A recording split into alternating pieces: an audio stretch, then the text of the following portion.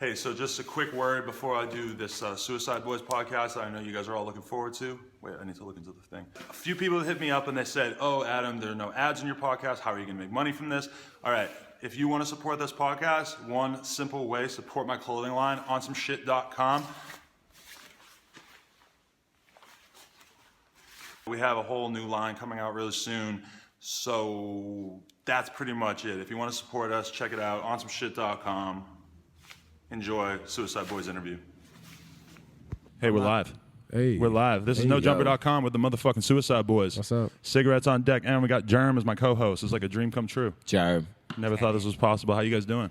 Chilling. Chilling, bro. Yeah. What? This is your first ever interview. Yeah. It's very exciting. First. Very excited. First ever. I'm nervous as shit. Really? A little bit. What's the medication status? Like, what have you guys been doing today in terms of pharmaceuticals or other? Absolutely nothing. Nothing? Yeah. Sober? I've been waiting on shit, but yeah, sober as a yeah. Let's see. Klonopin, little marijuana, Yeah. I smoke a little weed, but and my Suboxone. What's that? Suboxone is like a maintenance. Okay. You know, it's like Day-to-day antidepressant or something? No, it's people that have like opiate addiction. I've struggled with opiate addiction for like since I was 17. Okay. For a long ass time. And so how'd you get into that? Basically just fucking. Long story short, my grandfather died. Somebody gave me a Vicodin. You know, before that, I was like completely straight edge, like never fucked around with anything. Right. Somebody gave me the Vicodin, and after I felt how that felt, I just like took off running. Right. Over the years, you know, it just progresses. So you know? when you were young, did you have any idea of like what you might be getting into in terms of doing pills? Do you consider this like a big mistake that you made at a certain point? Oh yeah, absolutely, but. It's a mistake because it's like he's seen it. Like I've tried so many times to get off of it, right? And it's just like it's a battle you keep trying to fight all the time, and you keep fucking losing, you know, because it's real hard, right? But at the time when I was young, you know, like all my role models were like Wayne and shit like that. You know what I'm saying? Like he was sipping lean heavy, so I started sipping lean heavy. And it's crazy when you see a lot of that stuff because you wonder how much of an effect it has on kids. Because I know that shit could have an effect on me, like. All right, when Future said dirty soda in the styrofoam, take a day to get my mind blown, okay, he influenced me to do drugs right there. Like that day, I was like, damn, I got to get something. I got to take a day off. Dude, real shit. I mean, people that say that, I don't know, man, it influenced me, you know what I'm saying? Right. I got a fucking Fear God tattoo on me across my chest just because he had it on his eyelids, you know what I'm saying? He was, okay. You know, he was sipping the lean, he was doing all the drugs. Fuck, I did it too. So yeah, heavy influence on me with the drug. Was Wayne a huge influence on you as well? to a certain extent. Yeah. Not as much as him, but to a certain extent. Right. Would you remember what the first Wayne album or song that really like hit you was? Yes. What was it? The Block is Hot. The Block is Hot. That was my fucking record as well. We're from New Orleans. Like we were raised on that shit. Yeah. Yeah. Dude, you know what my moment was when I was in fucking probably like 8th grade or some shit. I was in the computer lab. No, I think I might have been 10th grade. So I was like, I walk in and I just see a CD sitting there and it's a fucking Wu-Tang CD. And I pick it up and it's the W, which is like the first whack Wu-Tang album because it was the third album and it was whack. Right. I open it up and it's fucking Lil Wayne, The Block is Hot. So I took that as like a real message, especially because I was in fucking New Hampshire, New England, like motherfuckers don't listen to Lil Wayne out there back then. You know, this is very rare. Right. And it blew my mind, and I took it home and listened to it. And even though at the time, like Wayne was not what he would then develop into being, I was still like really taken aback by it. And I think that's why, like from a young age, I was kind of more It's also influenced by Southern 12, rap. 13, It's also man. that back then. I think Block is Hot. I think he was like 15. I think. So I think that's 14 probably about maybe. it. 15. Yeah. He always lied about his age and shit too. You know? Well, he started off and he was like, they have a BG album called True Story, I think. Right. And he's on there as like It's Baby kind of like D. a bounce beat. It's like you a know? bounce beat. Yeah, He's yeah. on there at like age 11. Right. Very He rare kills it. shit. He kills it. Rare Like talking shit. shit to PNC like at age 11. Hey, do you remember when you first saw the Juvenile Ha video?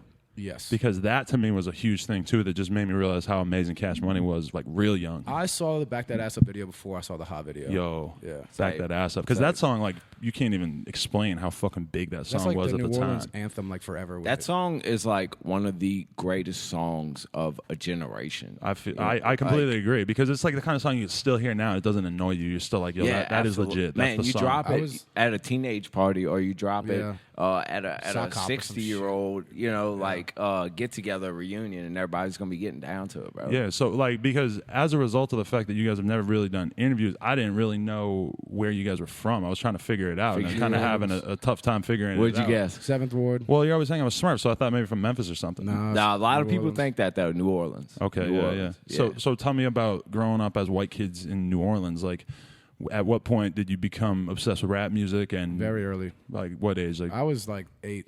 right, because it was the first music you listened to, right? Right, That's the right. boat I'm into. It was like Snoop Dogg and Actually, shit.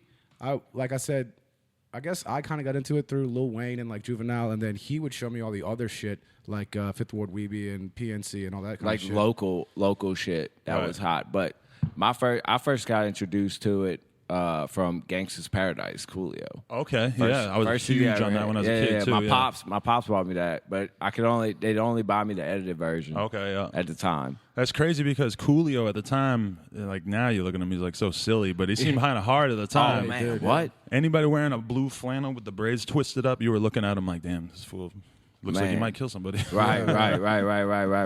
Yeah, I grew up like super scared of like gang culture because it just seemed so crazy on the other side of the country, you know? What so what from an early age did you feel like accepted in listening to rap music, or did you want to rap right Well, away? Here's the thing. Like I grew up on they got this place, the West Bank. It's like you cross the river, there's a G&O. Okay.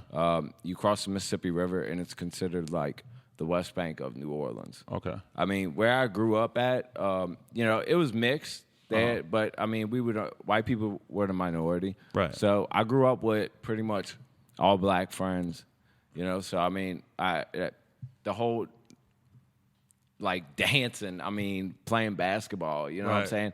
Typical stereotypes that black people carry, I had all of them too. So I mean, that's how I grew up in New Orleans with that whole scene. So is it fair to say that you guys both didn't really grow up in like the best area?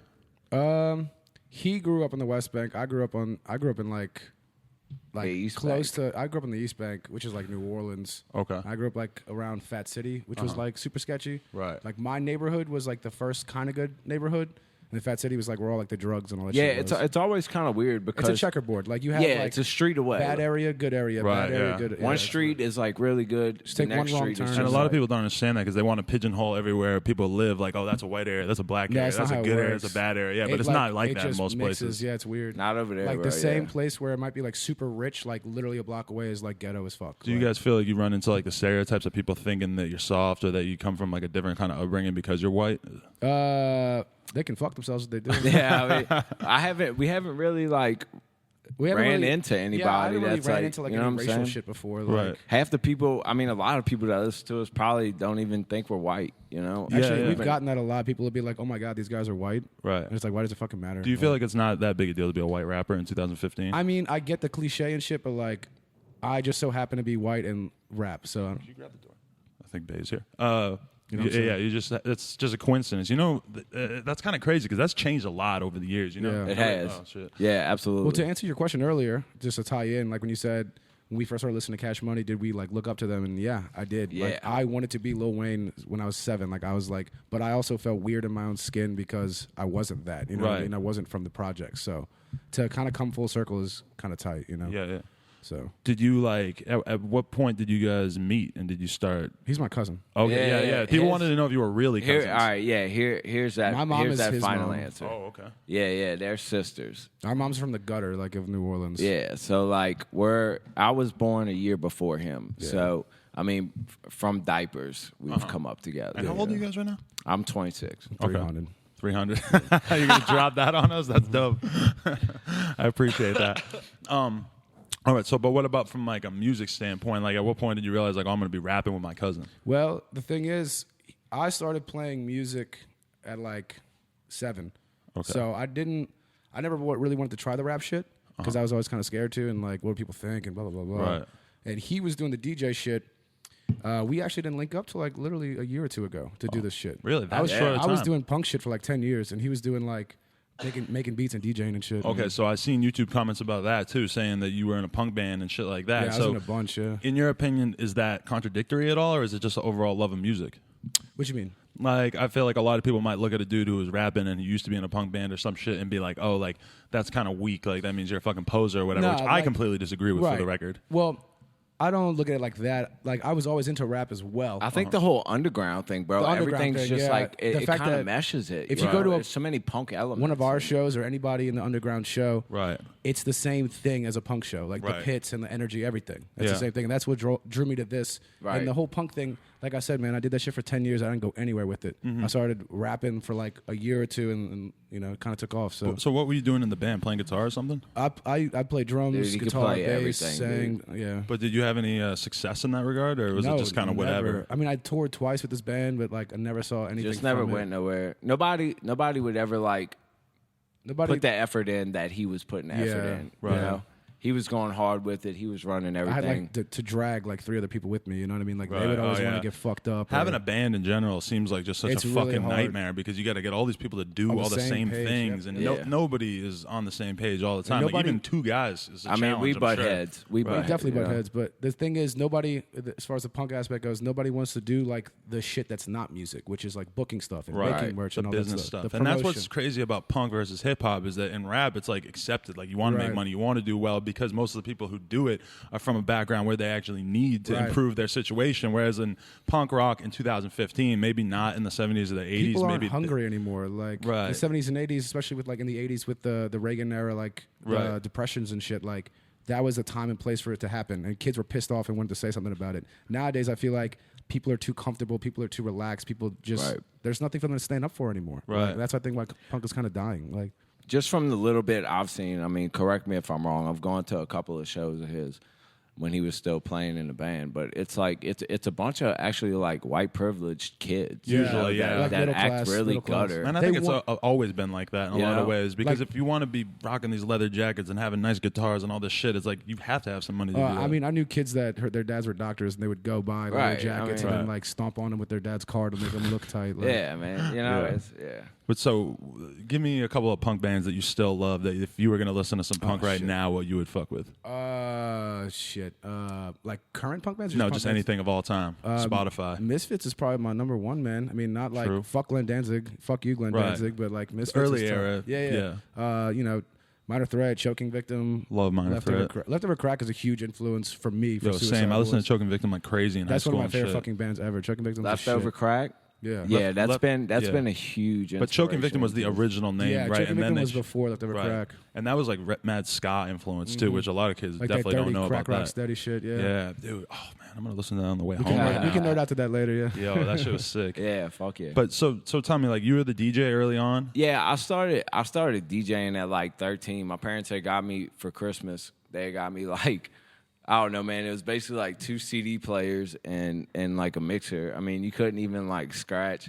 You couldn't even like really mix the I shit remember that besides just like crossing over and fading into the next song. Right. But I got into DJing and then I just like, I don't know, through doing parties and stuff like that. And as I got older, like got in the college scene, I got booked to be like a house DJ at certain clubs. And then I got into hosting mixtapes. Oh, okay. You know, like the whole DJ drama, like That Don type of Cannon, hosting? all that. Yeah, Okay. yeah, like with the tags all Yeah, over, yeah, and bringing yeah. it back. Shit. I got into that, and Chopper City from Making a Band. Right, yeah. He had reached out to me, and I linked up Really? with him, and I thought I hit the jackpot. And this is that post time. making the band. Yeah, Okay. post Yeah. Making a Band. He wasn't shit. You know what Yeah. I'm saying? But in my mind, I was like, holy shit. And It so was I all downhill from there. Yeah, I was working a little bit with him and doing that shit, and He fucked them out of some money. yeah, Really? he was fucking me over. Not a Yeah, lot. he was a bum. surprised. He was a bum. Like, Yeah, he was a bum. Jerm kind of looks like him. Looking ass. Yeah, but, and then when I was 19, I was for some reason I was super into like T-Pain. Okay. You know, and I was watching an interview on him, and in the interview he talked about how he made the whole rapper turned singer album on GarageBand. Really? Like vocals, I mean auto-tune, the Production, beats, everything. So literally that night I went out and I was selling pills and selling drugs. I had the money to go blow, so I went and bought me a laptop. Came home and made my first little fucking shitty beat and shit like that. Yeah. And just kept making beats from there, and then local motherfuckers would fuck with me, and I would just try to get everybody's email in the industry that I could, and just fucking In the New Orleans industry. and in the overall. Oh, so you were industry. going and traveling man, a bit back then, I too? wasn't traveling, but I was just like emailing, like spamming people with beats, Right. if you would. And then, So you had the internet hustle as well as the real life hustle? yeah. But aside from that, I was working a 9 to 5 too. So Doing what? I was selling furniture, selling used furniture. Nice. Yeah. That sounds depressing. Yeah, I mean, it was all right, bro. It was all right? I was pretty good at it. I got a little mouthpiece on me. You He know, got fired. He only got fired because of his tattoo. That's Yeah. Really? I worked there 3 years, and they fired me because of my tattoos. But it's probably the best thing that happened because for real, though. at that time I was like just doing, the beats and like making little mixtapes where I was rapping half-ass. Right. And I got fired, and that's when he came up to me, and he was like trying to convince me to rap. I didn't want to rap.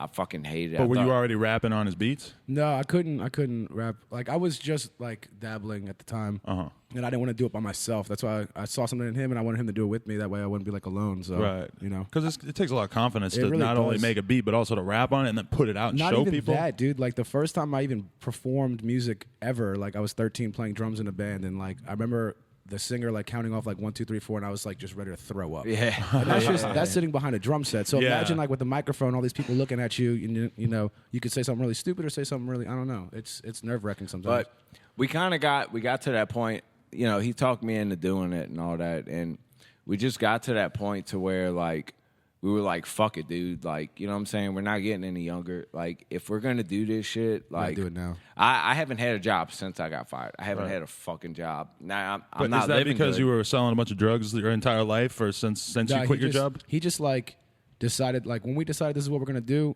he got fired or whatever, and he just like stayed at home and like made beats, just like kept making beats, took care of like what he needed to at home, like taking rides with his brothers and shit like that. But Yeah. And that's the crazy shit is that if you want to make it as a rapper or in music, you have to go into this nerd stage. Dude, really do. it's That's literally what they like don't a understand. full-time That's what job, they don't bro. understand. Like, to get to where we've gotten to in a year, which is like, it's crazy, but I mean, we've put in a lot of work, No, man. Like he works, I used but to like And people slang- think glamorous work like on tour. No, No, it's like no, sitting no. in the basement, No, fucking watching it's- YouTube tutorials or whatever. bro. Yeah, Exactly. Yeah, That's how I bro. learned how to do Final Cut. That's how he learned how to do GarageBand. Was watching Yeah. YouTube tutorials. yeah, all self-taught. yeah. So And then after that, man, we was like, if we're either gonna make this happen or we're not gonna eat. Period.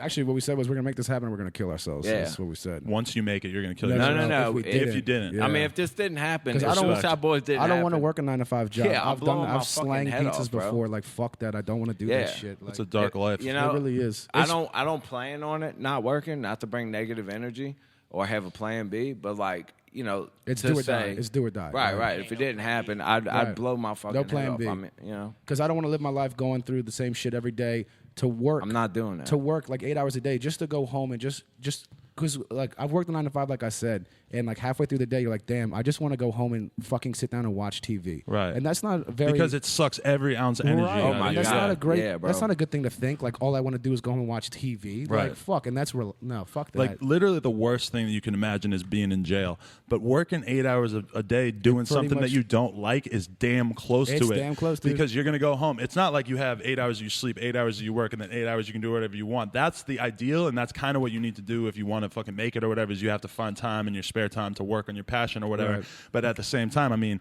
That shit, if you're even just sitting there, like you were saying that you're selling furniture or whatever, it's Right. fucking mentally draining. Like Absolutely, it drains man. you of your It's fucking like, is this- creativity and I started getting to the point where I'm looking forward to like moving up in the company and shit. You know what I'm saying? Yeah, like, oh. I'll be a manager one day. right. And that's I'll be then you're stuck. it takes away from you as a person as well. You become like just this. I Like, became a when you see a zombie, bro. FedEx guy, do you wonder like what that guy is like? No, you don't. It's just some guy delivering a package. And, Right. and that's how I felt even when I was a little kid. When I was 15, 16, working at the grocery store and I had that fucking apron on, and I would be looking down at myself because I always had like a real strong sense of like, I need to be doing something that matters, that I care about, blah, blah, Right. blah. Right. And then I look down at myself and I'd be like, I am a fucking drone right now that Right, is just right. hired to, Right. to act like something Right. I'm not. And, Exactly. and that's how I appeal to everybody did else, you- and that's how I feel. What did you do?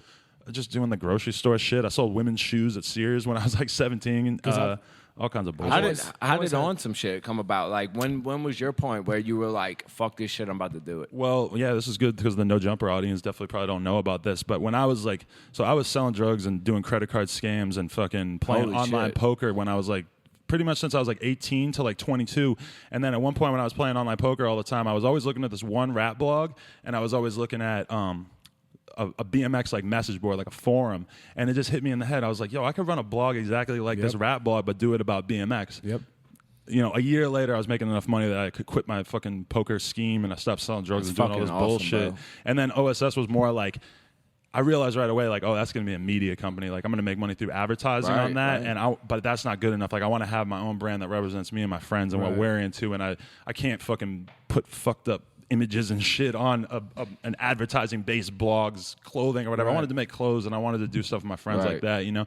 And so for now to be at this point where I have a store and shit is just like, mind-blowing. Straight up like mental, like fucking willpower to like just envision shit and just keep working until you get there, you know? Right, I'm right there with you, man. Like, we're very heavy into that, like, speaking it into existence, So like for real. energy. So is Jay. Yeah, So, like yeah. the universe, shit like that. You know, law I of was just attraction, listening man. to a fucking Nick Cannon interview on Combat Jack, and he said the exact same thing about why he's successful. He's like, you know, I spoke these things into existence. It's swear true. to- No, Nick it's Cannon, true, not that bad. Actually seemed kind of cool from this interview. Bro, when me and him got together and we said that shit, like, okay, we're about to do this or we're not about to eat, like, we both at that time had really gotten into the whole law of attraction and the secret And you know and what? shit like that. Whenever we do, sometimes everybody has negative moments. Yeah, Like, absolutely. Whenever we do, or like he'll get stuck in a funk, and he's just like, Right. you know, surrounded by negative energy.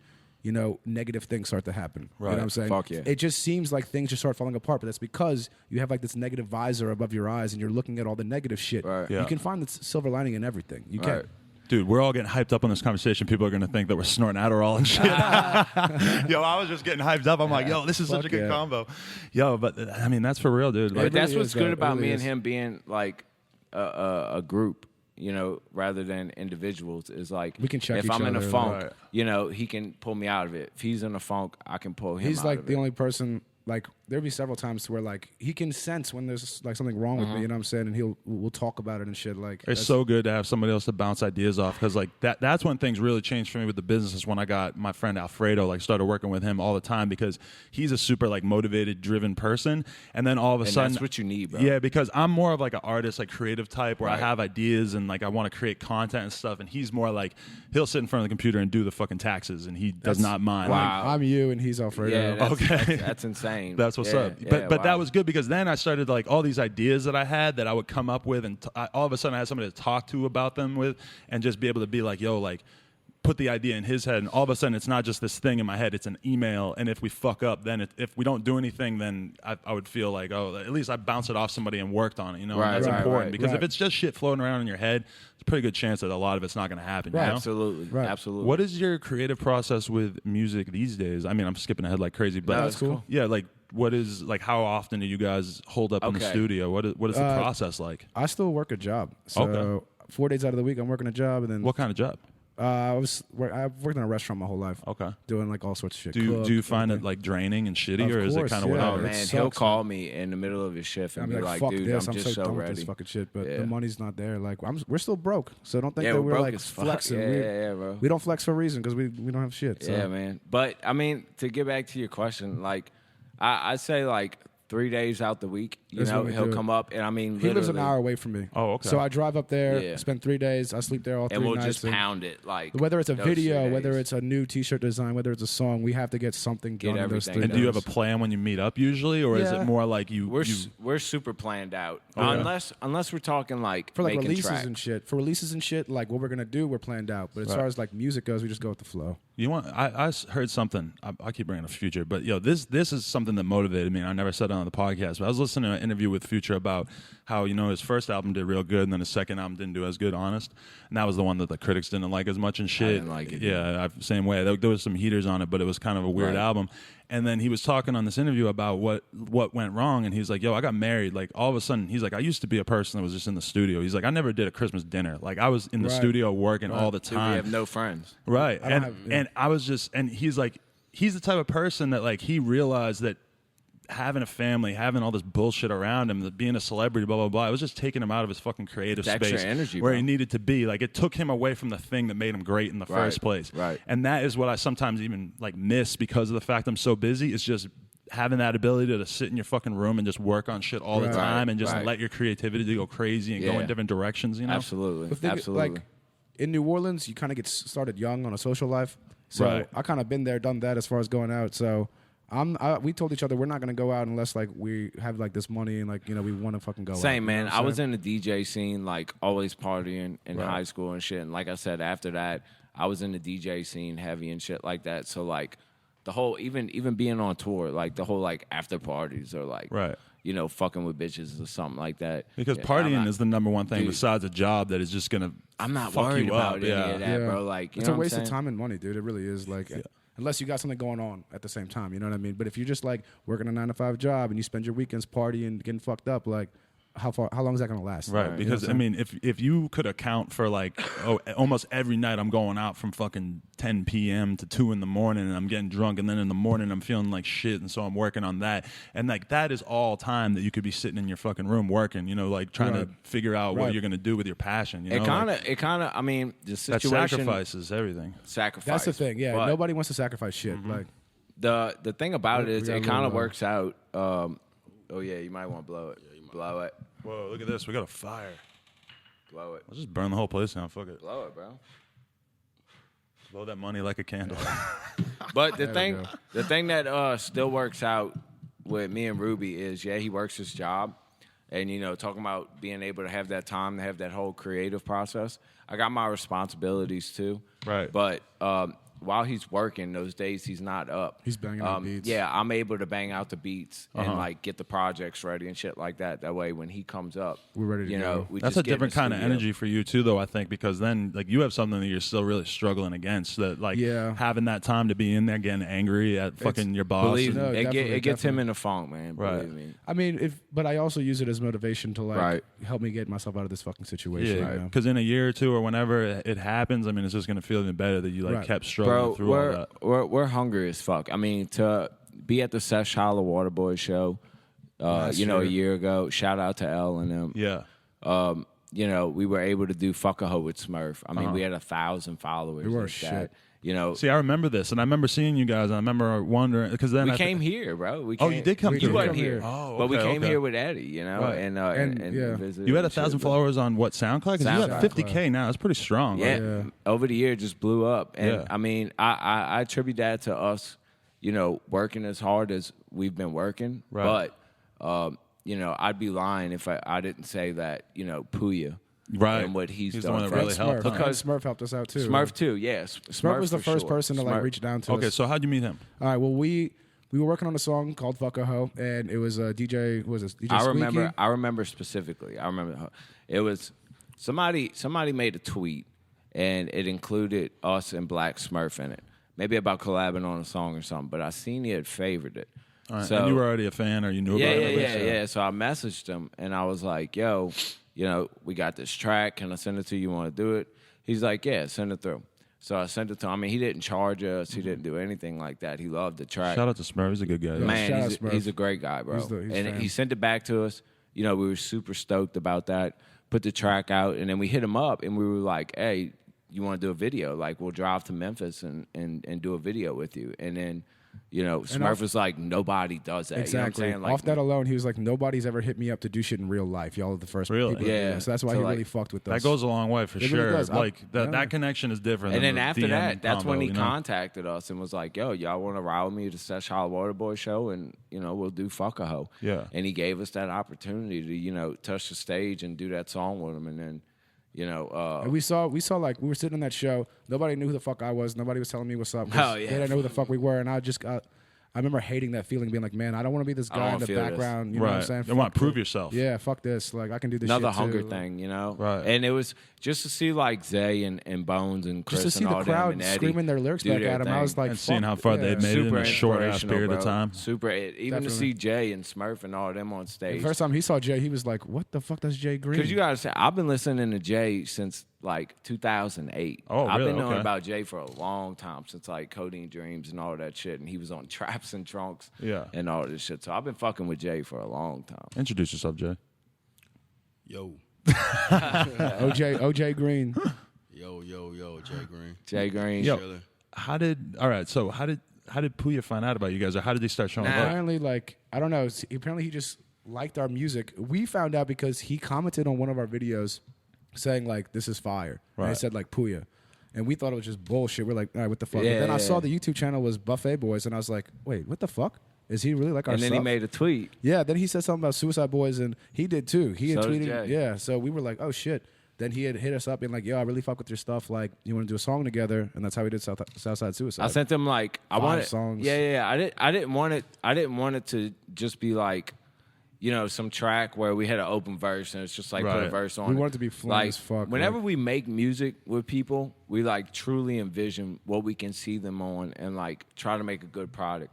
We're not trying to ride nobody's coattail or anything Yeah. like that. We're not trying to Like, get put on. We just want to make some great music. You know what I'm Right. saying? like, I enjoy your music. Let's make music together. Like, see what, and that's see what we how come up with. Southside Suicide came out. But so with how did Pouya. they go from being one song to being a whole little mini tape? I got that. All right, go ahead. I sent him 3 tracks to choose from. He And liked them all. He hit me back instantly. It was like, let me do all of them. And I'm like, can't do that, bro. That's like for our tape we're about to drop, High Tide and the Snake's Nest. And he was like, word, okay. And I was like, well, pick one. And he picked Southside Suicide. And then from there, you know, he was like, let's do a fucking EP together, you know. And so then- when he said that, you were probably like really fucking shocked, right? I was telling you my already had a fucking big ass dad, fan bro. base. And trying to my dad- explain my him, dad's showing him like, pictures of Pouya on yeah, Google. Yeah. I'm like, Dad, blah. And To be he honest- don't know who the fuck, you know what I'm saying? Jerry, I'm sorry for talking about your dad like this in front of you.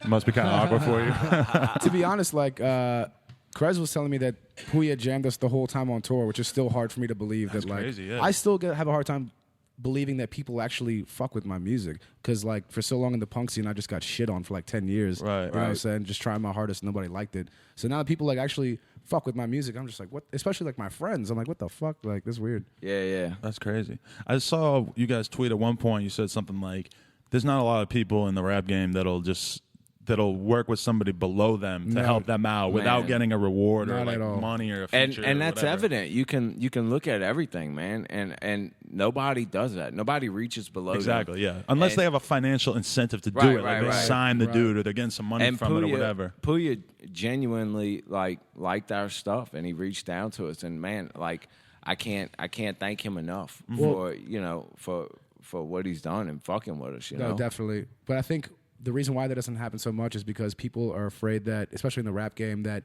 you put somebody on, Right. it can not only surpass, but they can turn into your enemy. True, And then true. can You get power fucked. them up and Look then at- they could turn on Look you. at Lil Yeah. Wayne and Birdman. Like, Exactly, yep. So I think that's why that doesn't happen so much. Is there's a lot of snakes in the industry. The thin line between love and hate for sure. yeah. Oh, absolutely. And one little thing goes wrong, and all of a sudden it's all thrown away. right? Yeah, and that's like, so would you describe that as like the biggest thing that happened in terms of you guys like really starting to get your What, follow Pouya? your fan base up? Yeah, Yeah, Definitely, absolutely, definitely. For man. sure. Nice. Absolutely. He opened up like this whole audience for us, and like a lot of people found out about us through that one song with Pouya. Like, Right. So shout out Pouya, love you. I'm gonna give you a big hug when I meet you for the first Yeah, time. we still You have still we haven't still met haven't him? seen him, bro. But he's supposed to come here, he's right? All right, coming, look, he's we coming. just met Ramirez, who's part of G59. Yeah. We just met him in person like a week ago. Jay, I met last year, but now we've been chilling for like the last week. Ghost, I met through Smurf, just tagging along on tour, and I just met Germ like 2 days ago. 2 days Same ago. with That's Nick. crazy. Yeah, Nick. Yeah. Dude, they're all just like, man, the most genuine, sincere guys Yeah. I've met, man. You know, I hit Nick up. Nick's never seen me before in person in my life. Right. You know, he hasn't been working with us like Pouya, but it's like, hey, we're in L.A. You know, we need a place to crash for broke. And Nick just fucking Not even opens his blinked an door. eye, Like, yeah. no hesitation. There's like bro. 6 of I us mean, sleeping on his floor, like he doesn't. And he give just a got fuck. that place like 2 days ago. Yeah, man, that's crazy. they're all great, man. I mean, Germ, I can't sing their praises enough, bro, because they're really good, genuine people, bro. Dude, Really. that's amazing. That's really good to hear. Like, you know, nice, kind-hearted stories. Hey, all the kids out there, if you're an aspiring rapper, hit up Pouya, hit up Nick. They'll let you stay at their house. All of you, every single last one of you. I have his number if you guys want. Yeah. We'll put Pouya's phone number on the screen right here. 555. Don't call after midnight, depending on what time zone you're in. It'll be fine. Hey, so what probably a lot of people want to know is like, how did you develop your aesthetic in terms of musically? Like, you guys have a very unique sound. You guys are dark. The videos are dark. what influenced you to become like that? You To think? be honest, like, all right, I've always been into like depressing ass music. I'm naturally just a depressed person. Like, I don't wake up every day like, oh wow, what a new day. I have to like convince myself like, it's not not gonna a be that gimmick, bad. man. It's suffers not a with gimmick. depression. People think like, oh, fucking edgy, cringy, like gimmicky. Like, no, fuck y'all. Whoever's saying that, like, this is like what I rap about is like the shit that I go through. And like even before rap, the music I was making was, you know, just emotional shit, like what I was going through, what I'm feeling. You know, that's it for me, I guess. I mean, the whole like Suicide Boys came about from we were doing solo stuff. Like Adi had a mixtape out called Pluto. God, don't tell him about that. But Speaking of Future, he had a. I know. I didn't listen to Future at the time. But we were doing solo stuff, but we're still G59, you know. We would do like his release would be like in April, then we would work on my stuff the next month, and then we would focus on him next, and then we realized that was kind of well, stupid. we did some songs together, man, and was they were flame. just they were real strong. Smoke a Sack is the first song we ever did together. Than when we were apart. So, and then how did the name come about? Yeah, that's what I. Remind me. The Suicide thing. Well, all right, we were gonna do like. Was it my ex or you came up with Well, we were doing two separate things, like you said, and we were gonna do like, hey, why don't we do like all these like trill, like screwed up beats and call the EP Trill Clinton, and it would be both of us, and like a then bunch of then he Texas started- sound and shit. Right. Then he started making a bunch of horror shit, and we're like, damn, let's do another one on a different tip Black and call that Suede. Black Suede. Okay. So we kept coming up with all these little projects, but we were still two separate people. So eventually we just said, fuck it. And he had a song called Suicide, and that song was doing like really good numbers. So we just started calling each other Suicide Boys. Yeah. So yeah. it was not a reference to the Suicide Girls. No. No. I actually It was- played a punk show with the Suicide Girls stripping, which was kind of tight, but no, Really? nothing to do with Dude, that. the whole yeah. shitty part. I mean, the whole shitty part about it was like I didn't know about. I didn't even Suicide put two and Boys. two. I knew about Suicide Well, because that Boys. shit is fucking played out now. Nobody, yeah. Nobody cares. They Thank interviewed God. I me. mean, I went on No the shit. Suicide Girls podcast. No shit. Oh, It did you? was not great. Yeah. You can Google it. It's out there. I knew about Suicide Boys, I but will. I didn't like put two and two together. Whatever. But I mean, yeah. People and- will tag us as like Suicide Boys Official, which is the actual Suicide yeah, Boys that's the page. worst, man. So Okay. they'll go to that, and it's a bunch of like naked dudes with tattoos. Oh, wow. I But- never even thought about that there is a real There is, Suicide oh, Boys. yeah. Okay. the whole way, and so the Suicide Boys thing came together, and we realized we were out. We used to be out locally, like handing out CDs, doing that whole thing, and then it took a lot of trial and error before we realized, like, this whole internet rap thing that was going on, and the power of the internet and that Right. SoundCloud had at the time. So we just started like utilizing that, and just I mean, we would go just to be completely honest, we'd go and just like follow the max limit Right. of people that we could follow We've all to, been to there. get them. Yeah. I mean, we started out just like Well, but it really didn't hit home for me until somebody told me that locally, we were trying to push the local shit. We're like, we'll conquer New Orleans first, then we'll go to Baton Rouge, conquer that, then we'll conquer Louisiana, then we'll Right. do the Southeast and the whole country. But somebody told me that's stupid because locally, that's the last place you're going to get put on. Right. Like, people aren't going to fuck with you locally until like Until everybody your And is. it's shit true, bro, online because they starts to know look you. good. And You it's know what I'm true. saying? They To this know day, you. we don't know in New Orleans if anybody even knows who we are. Yeah, so that's what I was going to say. Like, if you play a show in New Orleans. We haven't. You haven't yet. We think now, based on the response from We Twitter, might and get shit, a crowd, but could like maybe we pack played like a one show. 200 We show. played one show in New Orleans like a year ago. Remember that? the one we won the contest money. Yeah, it was a stupid contest thing. Won like $1,000. What was it, like a freestyle contest or something? No, it was like Nah, an open nah, mic nah. thing. Rap battle, yeah, yeah, 8 Mile. We took the whole like punk element to it, and like we were just like hopping around, like just going ape shit. So like we yeah. won that shit like no But contest. the whole like aesthetic thing is like Adi really does suffer with depression and shit like that. I'm I mean I'm a real life junkie. You know Yeah. what I'm saying? So Like, you too? You do a lot of pills and shit? He takes the cake with that shit. I mean, So you I'll, fuck around with it a little bit? I'll or- dabble. Yeah. I fuck around. he's very good at being he's very good. Well, see, 'cause I- Recreationally Yes. doing it? Okay. I mean, everybody slips sometimes, you know what I'm saying? Even including myself. Sometimes you realize like, whoa, shit, I need to chill out on this. Right. But I try to check myself first so I don't can have help that check off him. button. He doesn't have that off button, so I got to be there for him and like support him as My well. frontal lobe is just gone after years. Like he of said, he's been Really? doing this for like more than Yeah. 10 years. So like I have to. I helped him get off. I don't know if I can say Heroin, That. yeah. I helped Yeah. him get off the Ron. So Heroin, what was that like? And for how many years did you do that? Well, years. that was like okay after my job had stopped. I he had no reason not to. I Like, had tried getting off of like the Roxys and Oxys and all that shit, and I made it about 20 days, And then, it was another day. I didn't get no sleep because, when you go through those withdrawals, bro, Right. you don't get any sleep, man. Right. So, I mean, I was like 20 days up, just like going out of my mind. So, it was, I remember that morning, 7 o'clock, I was like, you know what, fuck this. Like, if this is being sober, I don't fucking want it and I don't care for it.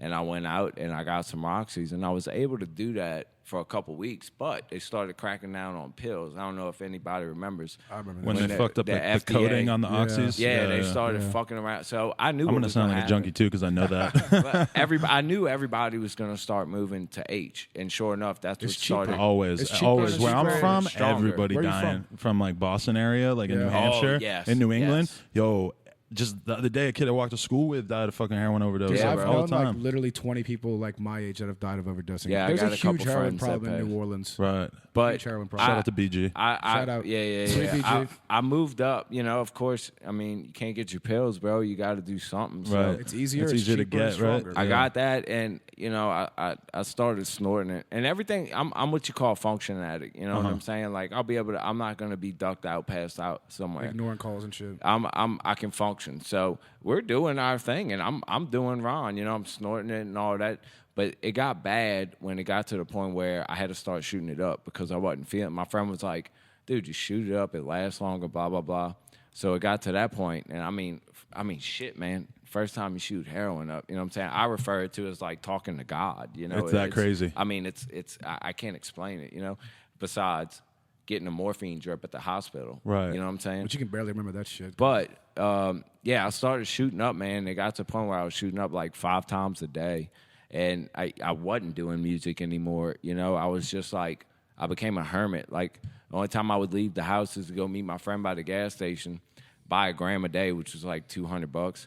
Have him shoot 200 me a day. Yeah. Holy shit. Have him shoot me up because I couldn't do it myself. Really? Go home and duck out, and it got to the point where he was like, "Yo, bro, like if you don't quit this shit, we can't. We can't. I'm not do gonna this. do this shit. Right, So right. what do you have to do to help him?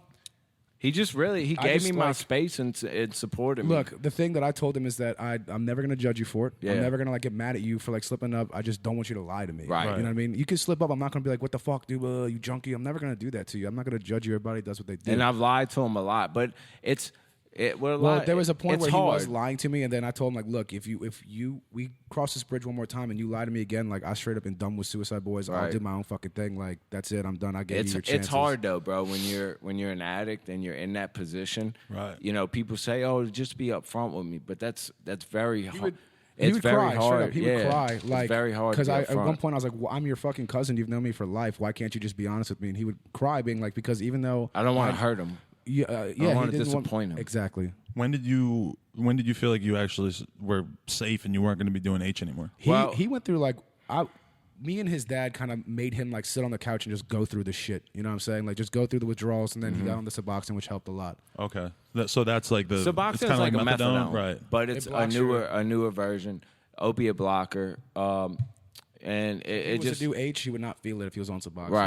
Right. And it keeps you from feeling like shit. Like all those chemicals that are so unbalanced in your brain now, because of that, it takes away the cravings, just because when you come off of that shit, man, you just feel empty. You feel like Right. something's missing. I mean, it's very hard to describe to someone if they haven't been through it. You know what I'm Right. saying? And I've been through outpatient rehabs. I've been through a bunch of stuff, and the only time I've seemed to be good and steady is when I'm on a maintenance like Suboxone. Because I've even tried getting off Suboxone, and I mean, granted, the rehab did it wrong when they tapered me. They tapered me way too It quick. was really fast. I was like, what, like a month? tremors. Yeah, they tapered me down within a month, and I was having tremors and shaking and all that shit again. Really? But one day, yeah, I do hope. You aspire to one day be able to like Absolutely. leave all the I pills don't want the behind? kids or anybody that looks up to us To think that heroin's cool. To think that like what I'm talking about is like, I'm just trying to be as genuine as I can, because when I talk about it, yeah, I do have a love for it. Him You know? bragging. He's not really bragging about being a junkie. He's just accepting himself for who he is. And Like, I have a love for it. And I do aspire to like one day fucking, be when completely we're off comfortable this enough shit. and we don't have to like keep grinding and making music as much as we are Right, now. but right now we'll I send got him shit to to some do. fucking nice. I can't afford to be some sick. nice California rehab center where he can get his dick sucked and get off. the Right, fucking- That's right. what I was gonna say though. Is like, do you feel like a struggle in terms of like on one hand, your music is your art, and you want to talk about what you're going through and what your life is, and on the other hand, you don't want to be talking about some fucked up shit and glamorizing it for the kids. Nah, because no, my little brother, honestly, shout out my little brother, Slim Gucci. He's a little up and coming producer. He's part of G59. He produced our latest video, To Have or To Have Not. 13 years old. He listens to it. He's a big fan of our music. He understands it. You know, he knows what I'm talking about, where I'm coming from. Maybe because he knows me personally. Right. You know what I'm saying? He knows I'm not this like fucking bad guy that's like this, you know, horrible junkie that'll go and steal from you and all this But were shit. you at that point where you were a piece of shit? Yeah, stealing from people and absolutely. Like, we used to stick people up. We used to rob them and shit like that. Like, we'd post ads on Craigslist. People come by with cash to, like, buy an iPad or something. You know, they just come rob in them. and, we Hit just a lick. fucking dark the lights out and take what they had. Damn, that's crazy. Damn. But I'm open with him about that. He knows he that, knows you know? everything. Like, and as far as the music shit goes, we told each other like we weren't going to hold back. Like, we're going to express everything, and whether people take it the wrong way or not, that's on you. Do you feel like kids do take it the wrong way sometimes? I mean, yeah. I mean, look, I had a line in Fuck the Population song where I said, burn a cigarette in my wrist. That's that seventh word shit. And now I get Snapchats like all the time. People like burning themselves with cigarettes. Really? And I told him, I was like, look, do it if you want to, but just be careful. Because like you can burn your veins, and that's not good. Yeah. I mean, but most of it, because basically, I think people like us so much, if I may. I mean, not being egotistical, but because they can relate to us on such a deep, personal level. Right, because what right. we're talking about is like really deep and strong and shit that grabs you, not just in the bottle, popping clubs, or I'm better than you and you ain't shit. Right. Like, we're on some like real. So the support has been like people being like, dude, if it wasn't for your music, like, I wouldn't have gotten through this day. I wouldn't have gotten through this year. I wouldn't have gotten through this. We used to fear that, like, oh shit, what if like somebody actually does kill themselves listening to our music? But we've actually gotten a lot of the exact opposite reaction. Right. People saying like, yo, dude, my mom died last week, and y'all dropped that. It's like, damn, I'm not alone. Right. Yeah. Yeah. And that's the good thing too, is that there's, you know, at least like 40 years worth of musicians addicted to heroin making music that you know, there's plenty of other dudes out there that they could look up to as well. I mean, and there's really no emotion in rap, and that's something that we try to provide, is because like, hey, at the end of the day, even though you think you're a superstar, we're all fucking human, man. You do feel sad sometimes, like you do feel angry sometimes. Absolutely. Like, well, it's interesting too, since this is an underlying theme, is that with like Future, like he's a huge mainstream rapper that talks a lot about doing pills and stuff. but I don't think a lot of people catch on to that, though. But no, I think they no, do. Some of it. No, mainstream wise, I think they do, and I think that's why Future has this like. Remember how Lil Wayne was just popping when he was flooding and he was on drugs and shit like that? I think that's why, even though Future's on this mainstream level right now, he's talking about that shit where, like, you know, I'm not going to give up the dirty for you. Yeah. You know, like, I've been in that situation. Like, when he says shit like that in a song, I'll get chills to where I've told a girl, like, I'm not giving this up for you. So, yeah, I think, you know, along with his catchy-ass song. I think people do catch those lines and relate to them, on a subconscious level. I meant more of, like, radio listeners. I don't think they're just listening to it for his big hits usually aren't the ones that are directly referencing drugs, but then again, the album is called Dirty Sprite. Like, I mean, but at the same time, like, it's weird because lean is not looked down upon that much, whereas it's like very similar chemically to doing heroin or to doing Xans and all this shit. It's very as far as like on the scale. Let's say heroin's up here. Yeah, because you tell me, I've fucked around a little bit with lean and popping pills, but I don't really know. I'm a pharmacist. Yeah, he is. Heroin's up here. Lean's right here. Because you're talking codeine in it. Okay. You know? Codeine's not that strong. I mean, for fuck's sake, it comes in Tylenol 3. Right. You know? So, I mean, and on top of that, you got promethazine in there, which is, you know, Finnegan. It's like some stomach medicine, but it has that hydrochloride, that Benadryl and all that. NyQuil has in it that makes you sleepy, you know? So, yeah, it's not that bad of a drug. I mean, as far as like... It can get bad. It's different. Yeah, right? yeah. It can get, I mean, they've had, you know, people that die off that shit. Mm-hmm. I got to a point when I was sipping where I didn't want to sip lean anymore. I just wanted to sip straight hydrocodone. Right. Which shout out like, hydrocodone. Yeah, which is like sipping, you know, straight Norco pills or, you know, Lortab, shit like that. Let's talk about the Xans, because that's like the trendiest drug these days, and everybody who's ever done one knows exactly why they're so scary. Oh, get out of here. Why do you say that? I don't like Xans. Have you tried it and you hate it? Or I just don't like it. I don't get it. He likes it every night. He recreates. I mean, again, look, if I got nothing nothing else, I'll pop a Xan. But like, I'm not gonna be itching for Xans. You can keep your fucking Xans. See, me on the other hand, I have bad anxiety. Right. Yeah, he so actually needs the Xans. So I do you have- feel like you don't have anxiety in the same way? No, I don't. No. Are you more attracted to like Adderall or something that's I upper? technically have ADHD. I take Vyvanse and shit. Okay. Yeah. But see, I love that shit too. Yeah, You just like everything? especially mixing them. Yeah. Yeah. But I mean, the mix. One time, yeah, that's fucking. Once you're doing the Adderall and the Xans together and shit, and you're just flying. Oh, I've and done it's it so just, much. Oh my god, that's scary. I probably did that once or twice, and it's just Adderall and drinking is pretty crazy. Xan's pretty much. really. Yeah, because you don't like get tired of drinking. You just keep. Well, it's the same Right. thing as drinking on Coke. It's No, you know, see, yeah, like it just is, it is, snorting yeah. Coke and then drinking and snorting Coke is a different ball game. Right. But it's crazy because drinking and snorting coke is like every fucking person in LA all the time. That's just so standard, normal Right. combination that it's almost like you forget that like you put them together. I forget what the fucking drug that is formed when they come together, but it is way more powerful than doing either one on their own. Right. Right. You know that, right? That, Yeah. like it turns into a different chemical Yeah. together in your brain I once was you reading some combine shit about all that, alcohol yeah. and cocaine. Yeah, it's crazy. What man. would you say to like some 16-year-old kid out there who probably like sees a lot of people as friends and shit doing Xanax and doing this kind of stuff? I've actually told them before, like, stay away from that shit. Yeah, same here. Smoke weed every day. yeah. Same here. Like I've told him that too. I'm not prescribed Xans, but when I can get them, you know, I get them. Uh-huh. I try to keep myself at a safe point to where I don't get hooked on them. You know. He knows when he's like, if he's taking Xans 3 days in a row, he'll chill out for 3 days. in a row, Right. Like, But you know, at the same rate, man, it's hard to tell these kids, you know, if you're doing Xans as like a trend and shit like That's that. I mean, stupid. come on, yeah. Yeah. But I mean, I understand the ones that hit me up and they feel like they're coming out of their skin or they can't go out in public or they're just that's a different story. You that's, know, that's a yeah. medical condition. it's a way Right. different. That's But not you right. should still, you should go see a doctor. You should fucking, Right. you should work on your mind mentally. Like that's honestly You for should me. go see a doctor, absolutely. Right. Or you should like honestly for me, like sometimes I'll get that urge, like I feel like I want to fucking pop a pill or do something, but instead I'll go fucking run around the block. I'll Right, exercise. right. I'll fucking Dude. like get a really good night's Actually- sleep. Dude, that's something a great like that. thing. You know? That's a great thing that you do, man. Yeah. I would ride my bike like for about maybe an hour and a half, and when I get home, like 30 minutes later, it Feels feels like like he's I'm on a popping pain Norco. pill. Like, Exactly. That exhaustion. Like when- kids, did you hear that? Exercise makes you feel like you're on fucking it Norco. does. It's, Yeah. it's almost like the same thing. It's Well, a similar feeling. It's the endorphins. What man. I've learned in rehab is, yeah, it's the same thing. It's the natural way your body is supposed to release those, like, oh, damn, I feel good chemicals. Exactly. It's And- through food, sex, and exercise. And once you start to replace that with something that Synthetic. automatically gives it to you, With no work, that's when no your effort, frontal yeah. lobe, you know, stops producing those things, and you know, drugs and alcohol just completely take over your frontal lobe. And that's the crazy thing, is that it's like everybody fucking feels anxiety. Everybody feels awkward in public. At some Like at a point, certain yeah. point, like Mine's on a different. Mine's Right. like panic attack. I feel like I need to go to the hospital because I'm having a heart. No, we've been attack in like type in shit, crowds you to know? where like he'd be like, "Hey, you got this," and like he would like just bounce real quick because like he needed to get away. yeah.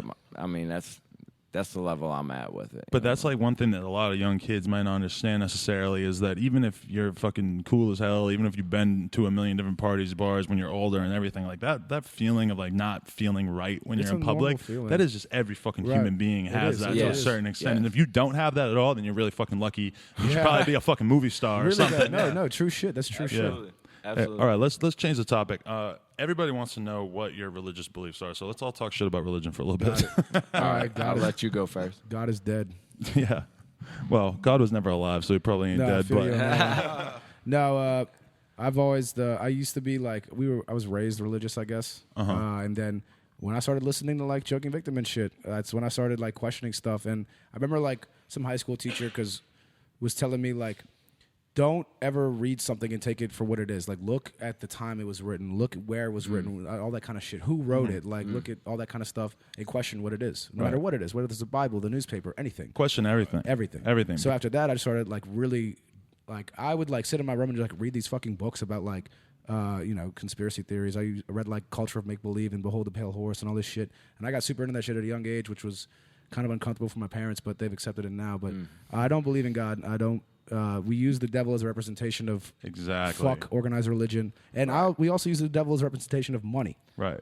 To where, Okay. yeah, to where like We're not talking about literal devil. When we say we sell our souls to the representation. devil, we're talking about how you need money in this world to survive. Right. And we're selling our soul to just to get this fucking money and survive. Selling your time, selling your life, essentially. Yeah, yo, because that at the end of the day, like there's rational inquiry and like wanting to find out the truth, and then there's belief. And religion's all about belief. Religion teaches you this is what it is, and if you have any doubts about this, belief, your doubts faith. are wrong. It's faith. And faith is the enemy. Faith is the worst thing in the world. What the fuck is that? You know, faith is just believing something without evidence, and believing something without evidence is always going to be the dumbest thing that you can fucking do. I agree with the whole faith bullshit.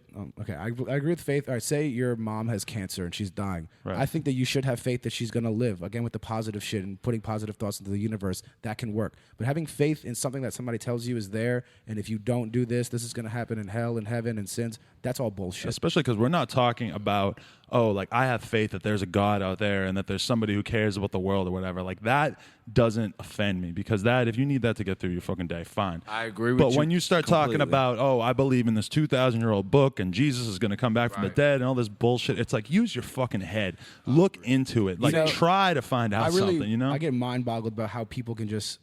Like, how can you be that fucking dumb? I don't get it. Especially in this generation. In exactly. This time, when you have the fucking internet, dude. There's so much info out there, man. That's but what we was talking about. What? Like last week. About the religion and shit? About how do they know what he said when they wasn't around?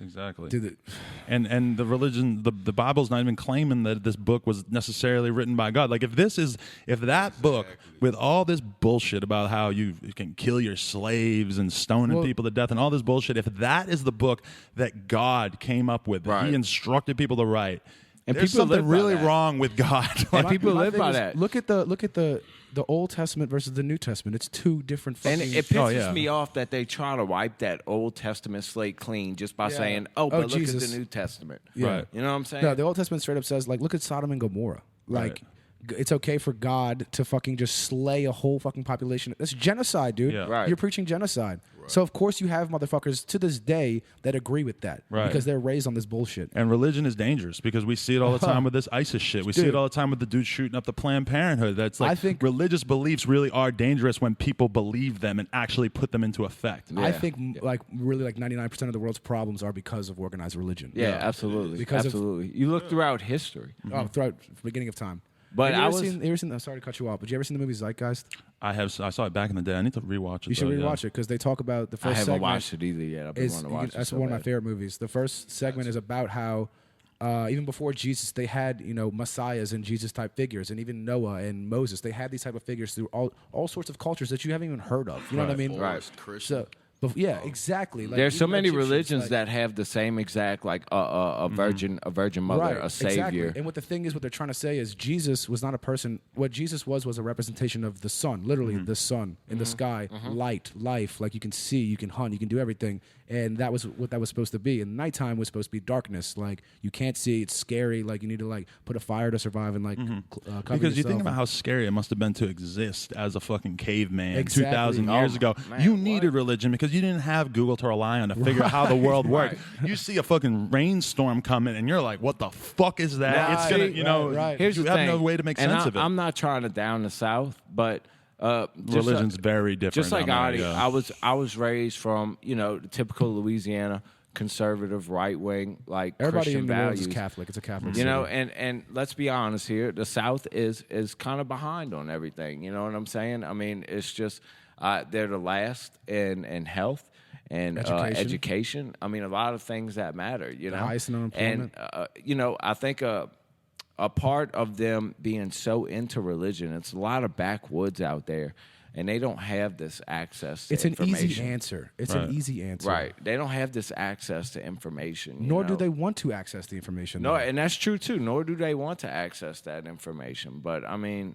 The South is crazy, man. Yeah. It's crazy. Like you feel that? Do you feel like it's a lot more low key when you come out to LA and shit? Oh man, when we come to LA, it's kind of weird because you can smoke weed on the street. Fucking how smoking weed is in LA is how drinking alcohol is in New Orleans. Really? Right. I can walk around with a fucking bottle of Jack Daniels like a handle and nobody will give me shit. I can go to a playground and do that shit.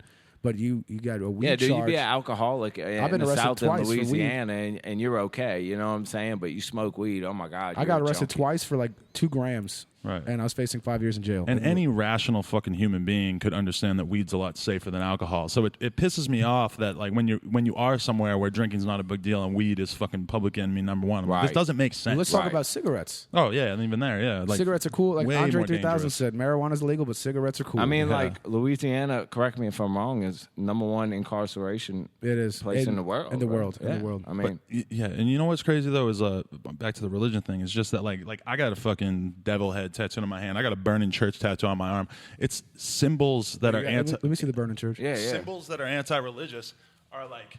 I got this when I moved down to Pensacola, Florida. Shout out to the South for a little while. That's fire. Word. But yo, like the whole thing about it is that like anti-religious imagery is attractive to me because I saw as a kid how evil and how wrong religion was, you know? So it's like, to me, like the symbols of Satanism or whatever, I'm not a Satanist. That's we're on the same page. That's the whole I like Suicide those Boys images thing. because those represent the destruction of ignorance and the propagation of fucking intelligent inquiry into what the world is. You know, that's what Absolutely. matters. Absolutely. No, brother. that's you hit the nail on the head. Have you guys ever gotten shit for that though? Because hip hop is traditionally kind of religious. Like, I mean, yeah, but people, because we're white, I feel like people are like, oh, they're they just expect crazy it more, white yeah. boys. Yeah. And you're not Yeah, like yeah, mainstream. yeah. You're not like kicking it with fucking we're still Kid Ink or something. Yeah, right. I mean, we're still low key as shit. Yeah. If you were on tour with Kid Ink, you might not want you saying We that. got an email Actually- today.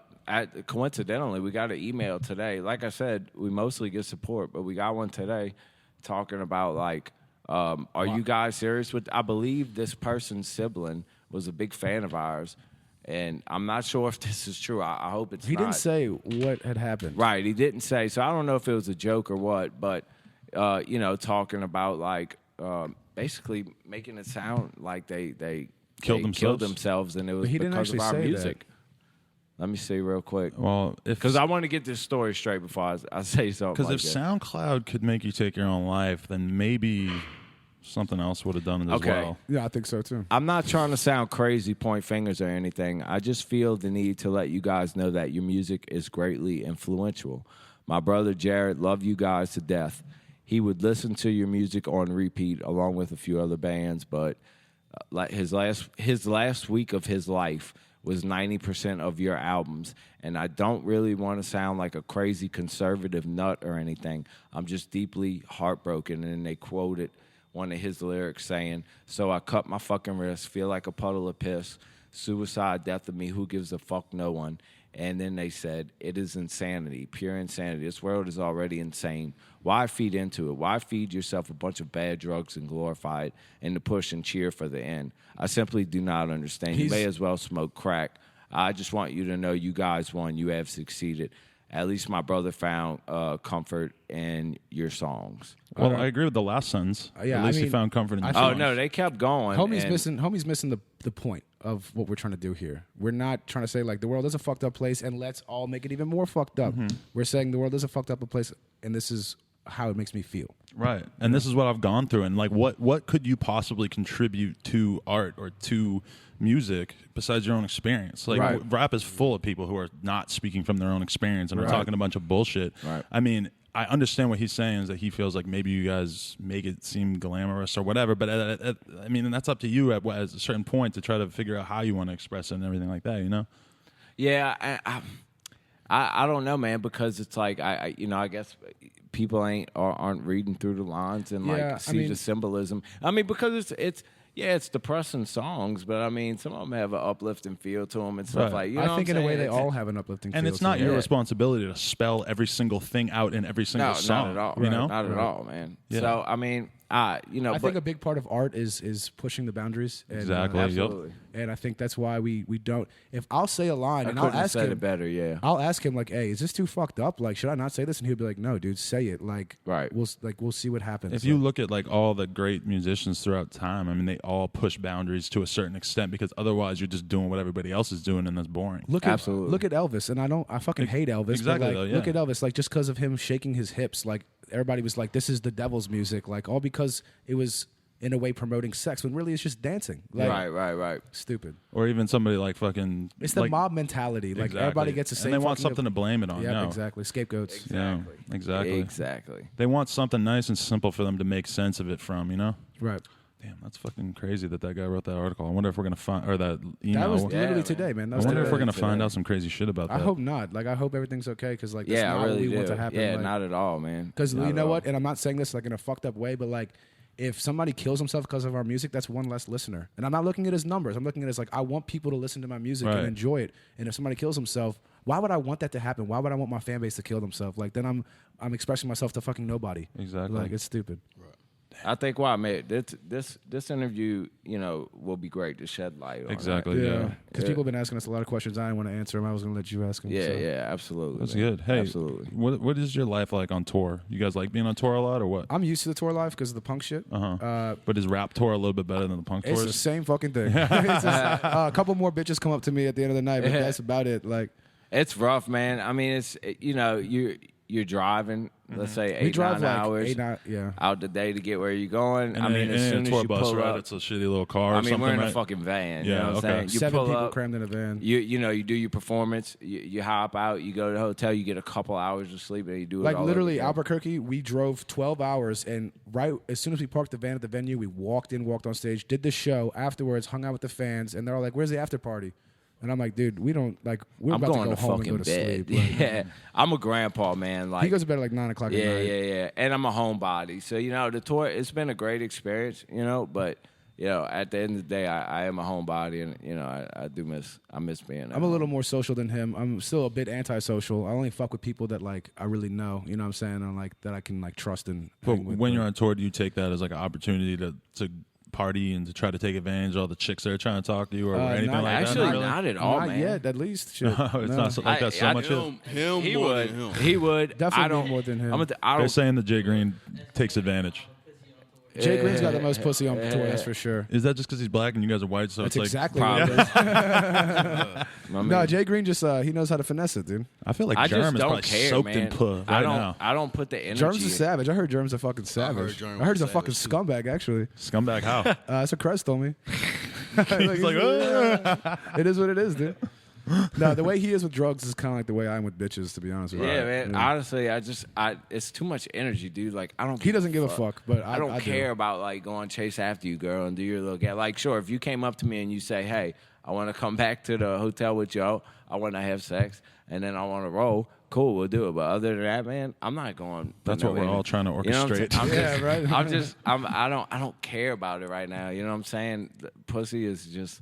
And women are just not in my vision right now, man. I don't see it. I don't. That's care why it's for it. awesome for me. Just send them Yeah, on my send way. them- Yo, Hey, man. pussy addiction is a real thing, though. Like, Holla, yeah. I've been honestly, through it, man. the Been past through couple it. of years has made me realize like how addicted I I really know, man. am to Yeah, I that know. shit, and how because like I was just on vacation with my parents for a week. And I was fucking hitting Tinder a little bit, trying to fucking figure something out. But at the same time, like it didn't really work out to the last. It's always the same thing when you're on fucking tour or whatever. You always are on Tinder trying to fucking figure something out, and they just come rushing in at the last fucking minute. So that's like 8 days without it, and I'm sitting there on the couch just thinking like, yo, I'm a fucking addict. Like, Yeah. This shit is in my fucking brain right now. Like Real shit, man. It'll take over just like drugs. You know what I'm saying? I haven't mean, gotten used to the whole one night stand bit yet. I'm still like into like the whole like whining and dining, making love and one shit. night stand's fine. Don't worry. No, I'm getting used to it. I'm getting used to it. Yeah. People want to know what's up with the tattoos.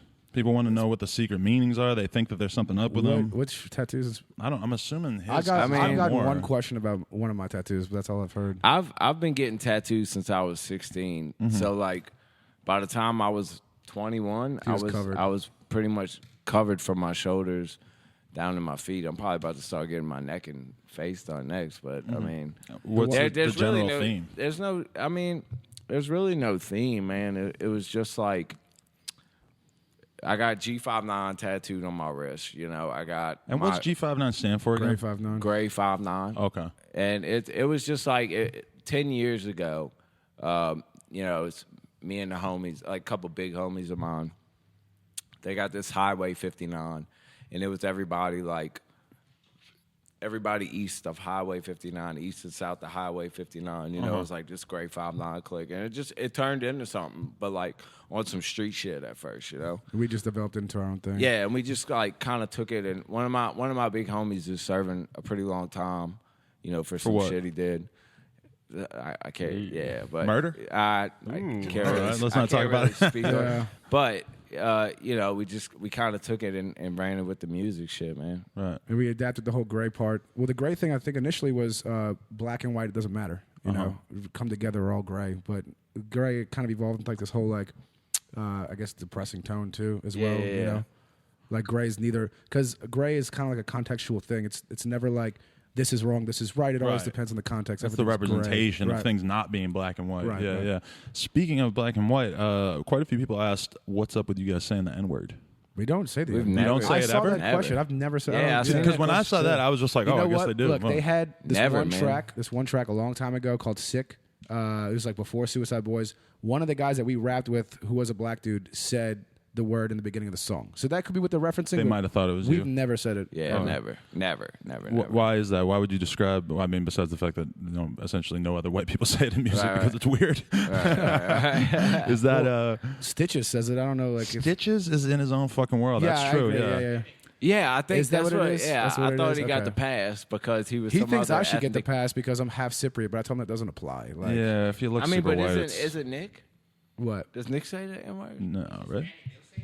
You know, A lot of people are like a little bit Hispanic and they got the pass, but Right, but then right. you kind of look at them and you're like, really? Like, yeah, it's I kind of mean, weird. I mean, just where I grew up and shit, you know, it's a respect thing, you know. Exactly, Of course, yeah, I yeah. had my Yeah. friends where I could They say said that. it. We don't care if you say it, but I still, it's kind of uncomfortable. Believe me, saying it, no. but- They had my friends where I could say it, and I did say it. I mean, they were my fucking homies, man. Like I Exactly, grew up yeah, with yeah. these fools, but you know what I'm saying. I do respect it. You know what I'm saying, and I would never cross that line Yeah. ever with music or in public talking to germ like just bullshit. It's just a line you don't, you know. To me, it's like I want to be consistent. So even though if I'm like sitting around like my friends or whatever, like they wouldn't care if I said it, but am I going to say it around your grandma? No, because I feel like a fucking asshole. Actually, And it's I like, feel more inclined to say it around somebody's grandma than I do my own friends. Really? Just to make her feel uncomfortable. Like, Yeah. and it's like, I mean, like 50 years ago, Mm-hmm. like, and that, like people tend to take for granted like how far our country and everybody has come in terms of racism. You know, it's like right. to Actually, I don't us. think it's really been that far, though. You know what I'm saying? Yeah, Like, exactly. It's still kind of fresh in fucking a lot of people's right. memories I mean, that shit was because only like 50, 40 years ago. Like, exactly. Yeah, it pisses me off when people, especially living in the South, man, when they're like, "Oh, slavery's been in it and all that." And it's Right. like, man, No, but it's it's not. it's It's so not. much more than that now. You know what I'm saying? It's so systematic and like the everything remnants else, of it but- are still around there. Yeah, you know, like you can't tell me that if me and Germ are born, that you can't tell me that I don't have a better chance because my Exactly. skin tone He is definitely white. has a better I have a chance, better definitely. chance at anything in especially life because being my male, skin tone being a is white male man. as well. Like being a man has something to do with It's, it as well. it's the white privilege, and that's shit, part man. of being like a white person, especially at this point in time, is like being able to accept that and admit that and say Right. like, yo, I don't agree with that, but that's how it is. And, makes and me we, sick. I We hate need to it. do things as a people to like take, and a bunch of white kids saying the N-word is not going to help anything. If anything, Well, like see- be your fucking self, like embrace what you are, and what you are is not fucking reappropriating a word that was a Right. symbol of hatred for Right. all these well, years. I don't even think you know? that we should even be having a debate over whether it's okay for white people to say it or not when we still have like people getting shot by the police every fucking Right. day. You know Yeah, what I'm saying? There's clearly a division here. Right. And just because like it's not the 50s anymore and it's kind of like a clouded vision, it's still fucking there. It's Yeah, still there. absolutely. Look, I got a real question. What's up? Is it okay when white people say it when they rapping Yes. their favorite rappers rap? Yes, I totally We think asked so. that. We I asked do that it. in the I van. agree. I We do asked it. that in the You know van. what? Yeah, I agree. If I'm trying to hype you up during a show, I'm not going to sit there and like pull the mic away when you say the word. You know what I'm saying? Like if I'm in Right. the moment, I'm going to say it. Like, I it's- noticed though that I think I was watching Bones rap like somebody's lyrics the other day on stage, and he sort of like pulled the Pulled mic away. away a little bit because it's like it would be weird to have the camera all up in his face and he's fucking Man, and I mouthing it. truly understand that. Right. No, And it's that's definitely an very awkward thing, respectful. but like I do it just because I'm in the moment. I'm just like screaming his Yeah. lyrics. I'm gonna say it. Like I'm not gonna. But if we're like in the van, like he's saying, you know what I'm saying, we're jamming out bumping the Keef Keef or or some something, shit. Right. You know, then like, yeah. If you're singing the lyric exactly, like I could be around a bunch of black dudes, and if we're playing Chief Keef and I'm fucking rapping Yeah, the lyrics, right, like that's right. not. I don't think Especially there's Keef, anybody like- on earth that's gonna mistake you're that for gonna be bleeping racism. out like every other word if you're listening to Keef. You know what I'm Yeah, saying? yeah, exactly. It's like that's useless because I mean, there's a lot of things that are in a lot of the songs I like that I don't necessarily agree with. So I'm not agreeing with those things by saying it. I'm, Right. it's part of the song. I mean, yeah, absolutely. man. Yeah. It's just, Yeah. You just turn it up with it real quick. It's a weird thing being a white because it's not a weird thing, but it's like you just kind of have to be a little bit mindful about it because you're a white person making But you know what? I music don't that mind comes it. from a black. Right. place. I don't mind it because I totally understand and I respect the fuck out of it. Right. And I see what's going on and I hate the white privilege shit that's going on. I hate seeing these people talking about, well, if they would act like this or wouldn't be thugs and blah Right. blah blah. It's like they were put in a spot to lose to begin with. Exactly. From the government, from everybody, man. It's so And systematic. it's been for hundreds of years. Too. Yeah, Because man. people always will try to throw around the statistics and be like, look, what percentage of black people are killed by other black people? Well, number one, people get killed by other people that live in the area that they live. And Right. if you look at black communities all over the world, by and large, or in America especially, like, there's been systematic things that have happened over time where black people got grouped together and pushed into fucking housing projects. absolutely. And it's just the fact Gentrification. that black people have not had enough time over history to get themselves into a better financial position because of the fact that they're like a lot of black people come from fucking slaves in our country. And Right. like they obviously like white people have just had a lot more time to make money for themselves and had a lot more opportunities. Oh, yeah. Absolutely, man. But then on top of that we're on top of the pyramid. Right. You know? And it all stems from this too. Exactly. It all Yeah, stems from man. this. And it's like, I mean, Poor people kill each other a lot more than rich people. yeah, you know why? Because they're trying to fucking survive, man. You know what I'm saying? Give black people an excuse Totally. not to Yes. not to try like No, not at No, all. I but then I totally a lot agree. I of them totally agree. aren't offered, the education or the but chance the to means- better the means themselves. to do from it is that. still there. I feel it's on you though. Exactly. I agree. Like, I agree. I mean, I agree. As an individual, But for wait, sure. but wait, As an wait, wait. individual- What if you're raised No. and As you're an- bred in as an this? individual, there, especially now in 2015, the means is out there. The information is out there. You can go find out how to fucking better yourself. As not as a. But fucking, growing up in the hood, and let's say your dad was a gangbanger and your mom was a hooker or something, or some cliche stereotype hood people- type stuff, you're gonna find out information one day when you're 16 years old and just like all of a sudden be able to transform yourself. No, you're gonna No, be dude, engulfed no. in that lifestyle. No. I agree with you, but I've known people that their dad was this and their mom was this, and they said, "I don't want to be that," and they bettered themselves. But how many of those make it? And exactly, and we And can't. that's the problem. We can't use those examples of people who did win and who did manage to make the best of it to then look down at all these other people that didn't have the same that's not what opportunity. I'm not you know? saying like fuck all of them. They didn't do it right. What I'm saying is, I'm saying this in a positive way. Look at this one individual that can do it. Everybody can do it. Like Right. you just got to look past the bullshit and like be like, really, it's just staying strong. And somebody once told me, the common saying of it's always darkest before the dawn. You know what I'm saying? Like no matter how, like we always said. There was at one point where we wanted to quit doing this shit because we were like, this isn't working. Like, fuck this. Let's just Right. get our jobs back. But I told him, like, look, it's going to be darkest before it's the dawn. So, like, however much it sucks now, that means it's getting close. That means, like, our moment's coming up soon. You know what I'm Yeah. saying? Like, so as far as, like, let's see, how am I going to relate this to what I was talking about?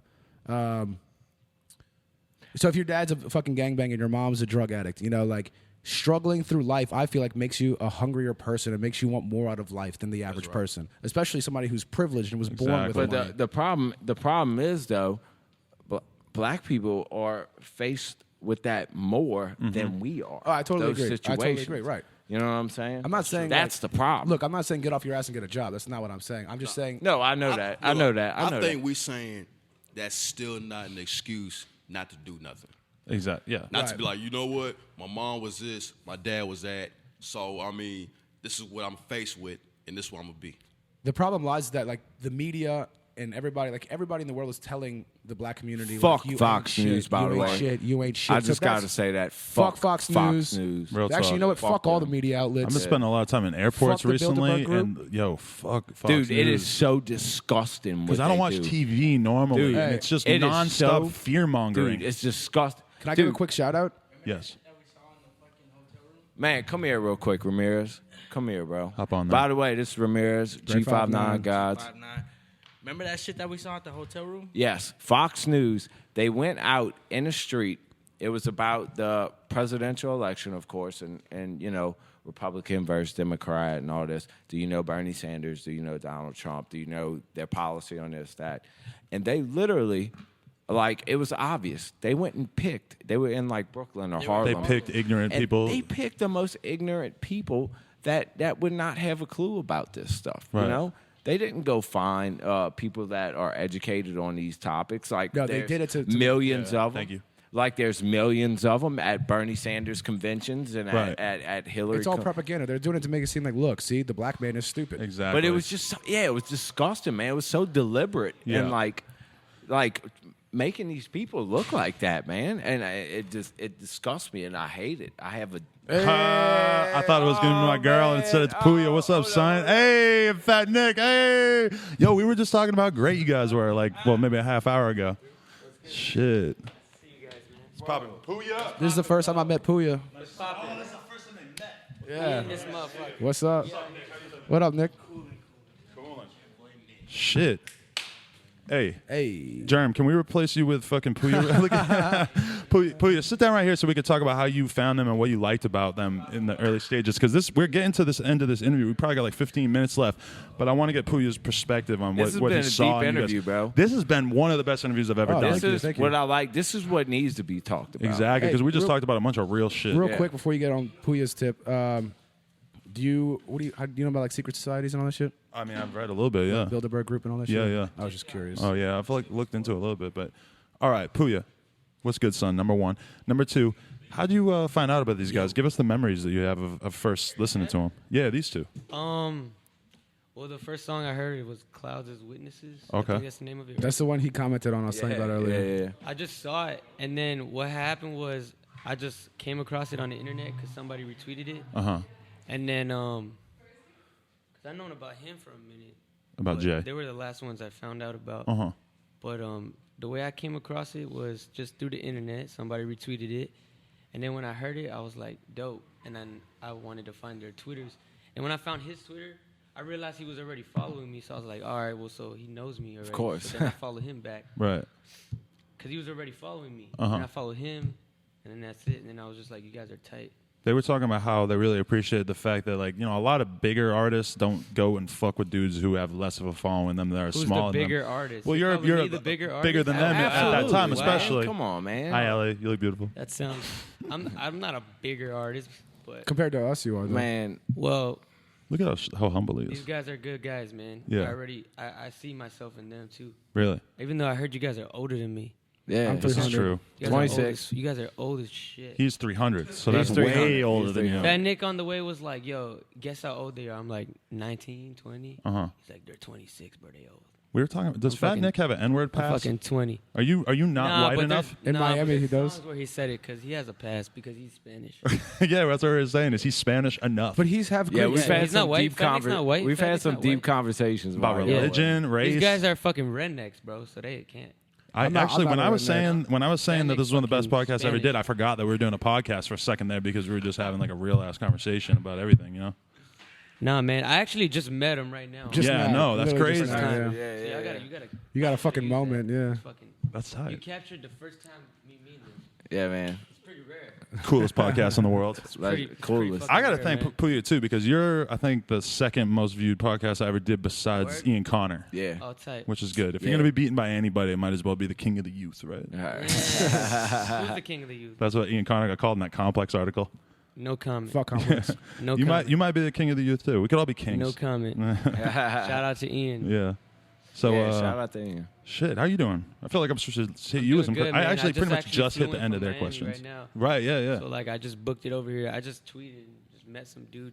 Where's he at? Oh, he's parking. You got some random dude to give you a ride? Yeah. That's fucking sick. Hot Because it dog. was in Hey, yo, I fucking see- rush hour traffic I too. see him always talking about Lil Debbie and shit. You know, I'm Yeah. like friends with her and shit. I was gonna hit her up for you. Man, Tell her Smurf's to slide driving through. with her. Smurf's Yeah. driving with her. Is he right really? now.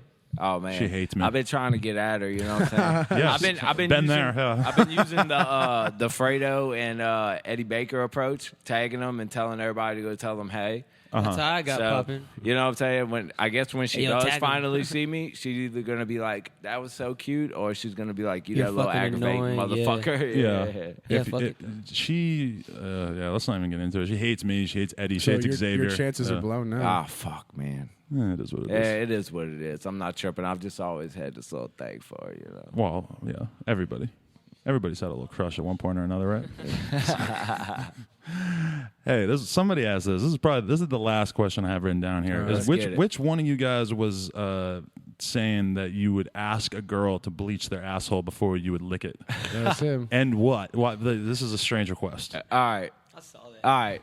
Back when He just gets right into it. like right before we formed Suicide Boys. We were trying to do stupid videos. Yeah, it was that trial and error period where we were gonna do like vlogs and shit. And, okay.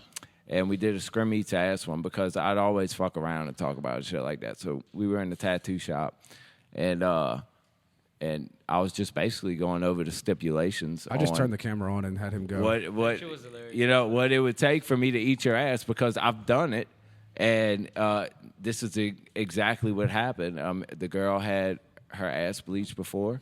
On top of that, she was fresh out the shower.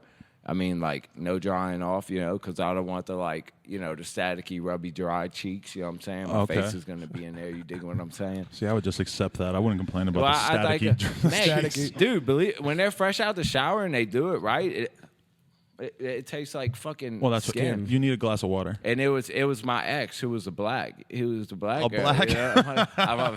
Who's the I think you were going to say a black girl. She was a black. It was a black girl. Back to what we were talking about earlier.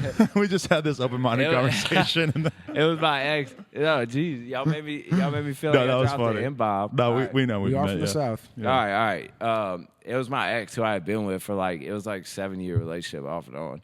And we just did this shit one night, man. So, you know, she had a fat ass and everything. And then She does have a fat ass. Once I got that first taste, you know what I'm saying? I was in there, son. Addicted. Like a porno, you know what I'm saying? Like fucking face in there smothered, like get on top of me, shit like that. Fuck that bitch though. She enjoyed it. She did. enjoyed it. She Of did. course. I asked her after. I'm like, did you like it? Because I didn't even go near the pink. I just stayed up top. I've been You know eating what I'm ass saying? since like the 5th grade. And she was like, yeah, it was Are you tight. serious? Well, since I was like 15. I was like About to say, 5th modifying grade's the Bobby Shmurda lyric right there. But no, I think I like licked a girl's butt when I was in when I was 15. How was that? How was it? Fucking amazing. I've She was never- so hot. It I've was the never coolest licked thing a ever. butt. I've never Really? licked a butt, no. Oh my! How I barely- can you be a I- rapper these days? Nah, and not dude, like a butthole. I barely licked the pussy, to be honest with you. Really? Yeah, I gotta like. Yeah, I'm not a big fan of pussy eating, man. What? Look. If I like you, bitch, like. Is this sus? Am I the only one who thinks this is No, sus? no, no, no, no. No. I just think it's a me, you know, because when it comes to sex with me, like if I put it in and I bust a nut within like 30 seconds, I mean, that's Cool. fucking awesome. I'm not trying to be Peace fucking out, you bitch. for like no 5 minutes. But don't you? or anything like 5 that. minutes is a long time. Yeah, fuck yeah. I mean, I don't know about that. But if you like this person, don't you want to like spend a lot of time doing Oh, something yeah, fun if with them? No, look. If I like I'm the with my girl, I'll eat her out. But like, I'm not talking about like a Thai prostitute at the Motel 6. if it's a Thai prostitute, I'm definitely eating her out. If it's a Thai prostitute, at the Motel Really? 6. Yeah, just no, I'm just fucking. Eating out hookers is like that's the most hardcore thing you could do. If it's Gross. my girl, I'll eat her I'll eat out. her You out. know what I'm saying? But it's like some random we'll bitch, go a hell little no. longer and shit like that. But if it's like some one night stand Unless type she wants shit, to, unless she wants to 69, then I'm about it. It used to be super uncool to eat pussy and rap. I remember 69 is not even that I fucking, tight, bro. no. 69 's 69 is the weird. shit. I'd be the same height as a girl. Yeah. All right. I'm not even focused on the sensation of her lips on my dick because I'm so focused on what's going on. I know, in but here, that means you know she's what so I'm saying? focused. No, dude, it's perfect. I love 69. It's not perfect because I don't really feel anything. You know what I'm saying? To I me, think what- 69 is some relationship shit. When you spend enough time around it. Always talking about sex. Yes, you guys went into super depth about sex on yours. It was Yeah, I watched awesome. that shit. I mean, bro, you watched- admit it. Girl You're a was here. sex My addict. girlfriend at the time was here. She wasn't my girl. At the She wasn't your girlfriend at the time. That's probably the biggest thing that's changed with you since the last podcast, is now you have a girlfriend. Yeah, How's that going? it's good, man. Nick might too. I don't know. Nick got a boo boo. He's name's smiling. I wish you guys could see Her him name smiling. is Chanel. I love my girlfriend. She's cool, man. Coco. She's loyal. Yeah, she's loyal. Good for you. That's all that matters. Loyalty. So yeah, the bleach the anus thing. Yeah, I mean that was one of the stipulations. But I mean, people think I'm just like this big like serial ass eater. You know what I'm saying? Cereal. Where I like go around and just fucking bend bitches over, open them cheeks, and just I don't think he's fucking, eaten ass since that video. Yeah, bro. Really? Yeah. Yeah. I mean, fuck. You want me? I've done it once with my ex. You know what I'm saying? And then, like I said, it turned into like, oh, Scrim's this like serial Fucking ass eating eater, you know what I'm monster. saying? Amazing. Yo, we're about to hit the limit. The card's almost full. Word. We got to do the shout outs, the goodbyes and stuff. Shout out. Okay. Goodbye. Who do you want to say shout out to? Who you want to shout? Shout out Blackout. Shout out Stunner. Shout out Navi. Shout out Six Foe. Shout out Tenchi. Shout out the fucking Bohemian Club, the Bilderberg Group, the fucking Council on Foreign Affairs. 9/11 was an inside job. Shout out to all the Christians that we offended with this podcast. Suck a dick. All right, shout out to the Masons. Shout out Pouya. Yeah, shout the fuck out Pouya. Shout out Black Smurf. Shout out Buffet Buffet Boys. Boys. Shout out Jay Nick, Green. Jay Green. Ramirez. Ghost. Ghost. Fuck you, man, Ghost. Ghost, the fuck you, man. Oh shit. Hey, shout out the best up and coming producer in the underground, Slim Gucci. And shout Watch out for out him. Don Krez for dropping some knowledge on me earlier. And shout out Lil Gage with Shout the out J's. Krez. They got knowledge from Krez. That's funny to us. Krez don't have anything good to say in your opinion? No, I dude, mean, Krez he must have dropping been mad fucked up, huh? knowledge. No, He was fucked up. no. We just got some Subway together, and he schooled the fuck out of me. Hey, dude. bro. What's Krez get a Subway? Krez He got schooled the. him, bro. Usually he gets the tuna, but he got the meatball You got marinara. schooled by Krez. You retarded. I got schooled by Quest. It was all about business shit. All I don't know, business man. shit. I felt pretty good after. Yeah, we had Jerem Hey, we over got a here. show tomorrow. Yeah, Oh, Well, yeah. they do, not we. Yeah. Oh, you do y'all too? do You do too, Fuck motherfucker? that, And man. Seattle and Portland. Yeah. Tomorrow will be the first time we Yep. play Southside Suicide live together. So I you was guys are thinking gonna get a about that. whole I lot dream of time about that together. all the time. Me too. Dude. Me too. Every time we play your shit, after we yeah. do ours, we play your We let verse. you play- Like, yeah. That's what I'm saying. What we're gonna do, bro, what we should do is like your last song should definitely be that song, and then I'll come out to that song, right? You think? Yes. Well, we're gonna see if y'all want to do whatever y'all want to do. Yeah, but the first thing I should come out to is that verse. Okay. Agreed. See, you guys have played some lit shows, but the Pouya shows are probably gonna be like craziest shows you ever played. I'm guessing, man. right? I mean, we've been yeah. doing like 300-400. Yeah. And we sold out, every venue except I think like 2. They've but been we were killing close. it, bro. They've been killing Yeah, it. it You surprised know why? the shit Because out they of got us, bro. they got a cult-like following. You That's do too. why.